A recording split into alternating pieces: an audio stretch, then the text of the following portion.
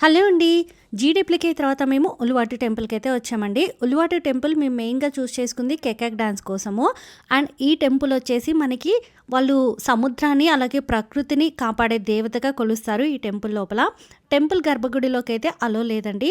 కానీ లోపలికి వెళ్ళాలి అంటే కనుక మనకి ఇలా మోకాలు కింద వరకు డ్రెస్ లేకపోతే ఒక పర్పుల్ కలర్ క్లాత్ ఉంటుంది. అది నడుముకి చుట్టుకోవాలి. మోకాలు కింది వరకు మనం ఆల్రెడీ డ్రెస్ చేసుకొని ఉంటే నడుముకి ఆరెంజ్ కలర్ క్లాత్ ఉంటుందండి. అది కట్టుకుంటే సరిపోతుంది. నాకు తెలియక అందరూ కట్టుకుంటూ ఉంటే అందరూ వేసుకోవాలని చెప్పేసి నేను పిల్లలకి నాకు ముందుగానే వేసేసుకున్నాను. అండ్ బాగుంది కదా అని చెప్పి ఆ తర్వాత తీయలేదనమాట.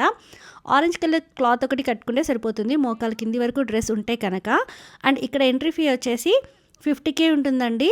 అండ్ 10 ఇయర్స్‌లో పిల్లలకి అయితే కనుక మనకి 30K ఉంటుందన్నమాట.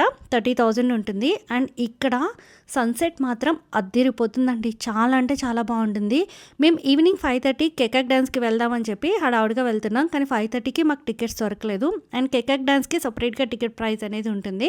సన్సెట్ మాత్రం చూసి చాలా హ్యాపీ అయిపోయానండి. చాలా ఫిదా అయిపోయాను అసల. ఆ కొండపై నుండి సముద్రము, సన్సెట్ చూస్తుంటే ఎంత బాగా అనిపించిందో. గోల్డెన్ కలర్‌లో ఉంటుంది. ఇక్కడ ఇంకొక మెయిన్ ప్రాబ్లమ్ ఏంటంటే ఈ కోతులండి. చాలా ఎక్కువగా ఉంటాయి కోతులు అసల. మన దగ్గర ఏది ఉంటే అది లాక్కుపోతూ ఉంటాయి. దాని చేతిలో చూడండి గాగుల్స్ ఉన్నాయి. ఫోన్స్, వ్యాలెట్స్ మన చేతిలో ఏదున్నా సరే అవి ధైర్యంగా వచ్చి లాక్కొని వెళ్ళిపోతూ ఉంటాయి.